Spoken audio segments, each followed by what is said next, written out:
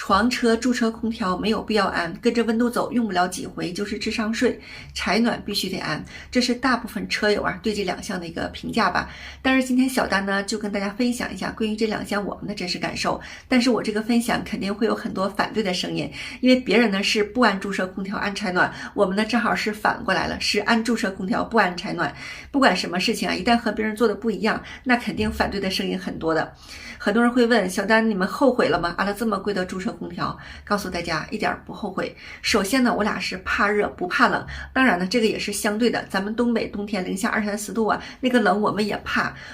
我们说的这个怕热不怕冷是指户外旅行跟着温度走的这个温度范围之内吧，比如说0度到35度之间，我们是怕热不怕冷的。那咱们先说说驻车空调为什么很多人不安它呢？第一呢，也是最大的原因就是费用高。驻车空调呢，再加上后面还得打个柜儿，大概是6000块钱左右，所以这个费用呢是阻挡大多数人安驻车空调的原因。关于这个费用吧，我们夫妻俩当时也考虑再三，因为军哥这个人火力特别壮他怕热，所以呢我们也是咬咬牙，改装的时候就直接把这空调给安上了。第二呢，很多人觉得驻车空调使用频率不高，用不了几回就没有必要安。我们之前冬天春天呢确实使用频率不高，但是进入夏天之后，我们会经常把这个空调打开一会儿，但是就打开这一会儿，用咱们东北话说就是老赶劲了，就是很有用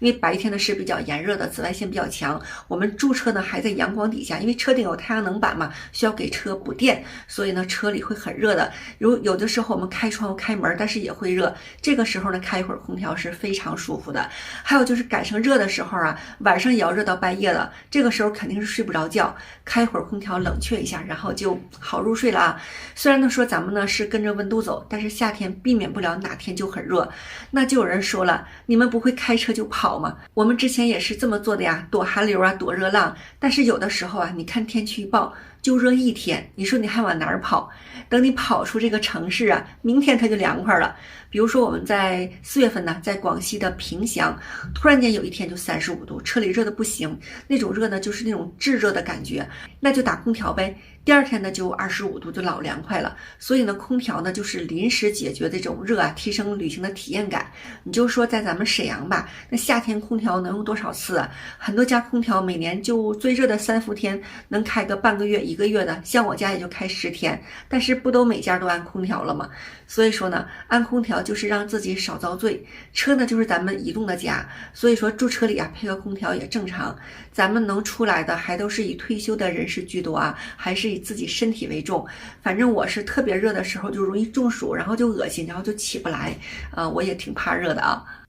第三呢，是关于驻车空调用电量的问题，也是阻挡很多人安它的原因。很多人说空调多费电打一宿估计车上都没电了。说这话的人呢，可能是没有真正实际操作过。我这个床车呢配的是6.4度电，空调是12伏直流变频的，1小时半度电，也就是说1小时是0.5度电10小时是5度电。如果你打一宿的话，可不把车上的电都打没了不是？但实际上空调能开一宿吗？那得啥体格我这个空调呢，我就是打25度，不用多打，半小时我这车就可凉快了，我都受不了就得关了。军哥呢火力旺，但是经过我观察，打空调也就是40-50分钟它就寒冷，就得关空调。为啥呀？因为车内面积小，你说就那么几平米的空间，而且我这车做了指针保暖隔音它会很快形成一个速冻的模式，形成一个速冻的箱体，就像小的时候吃那个冰棍似的，放冰棍那个箱子用那小棉被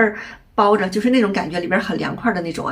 所以开空调半小时车体就会很冷，正常体格最多能承受1个小时左右的空调冷风就得关也就是说你打一次空调也就是消耗半度电左右吧。而且呢，那个空调基本都是直吹的，我就受不了直吹，车里冷了空调我就关了。这个车的空间很小，不像家里边的房子，你比如说一个客厅就20-30平吧，你空调在那儿吹着，面积很大，你就不会有直吹的感觉，就很舒服。但是床车里不行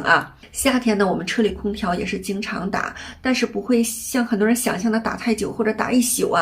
这么长时间自驾游以来，电我们也是规划着用，但是空调呢，基本上我们也是想打就打一会儿，确实解决了炎热的问题。所以驻车空调呢，在经济条件允许的情况下，我个人感觉还是非常有用的。一路过来呢，看到很多车友没有驻车空调，真的是热的不行，但是都不说，都挺着反正我俩呢是比较注重这方面，年纪大了嘛，本来就是这毛病那毛病的，让自己吧尽量舒服一点。当然呢，还有一种更省钱的方法，就是买个小电风扇，就桌面的那种，USB 接口的，很方便，也不费电啊。太热的时候就吹呗，还是自然风，那个也不错的。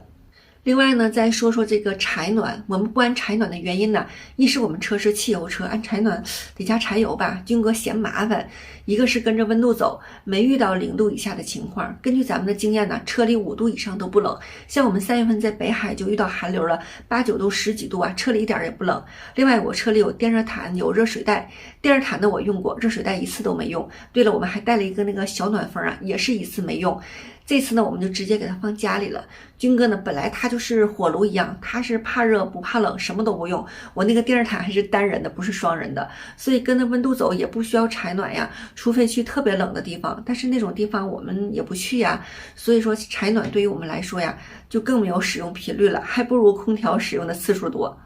所以呢，我们这种旅行方式安空调不安柴暖确实没有后悔，但是呢，每个人的旅行方式不同啊，人家还有冬天去漠河的，去那儿找流量的，那肯定得安柴暖。我们2个人属于养生型的，也不找流量，哪儿温度好呢就去哪儿。关于床车的空调和柴暖哈，说的都是个人的体会啊，仅代表个人看法，也仅供大家参考。大家如果说想出来旅行，这2项你安不安，你安哪个，你都是根据自己的体质还有旅行方式来决定。那好了，咱们今天的视频吧，就聊这2个问题啊，然后今天就到这儿了，大家晚安，明天见啊。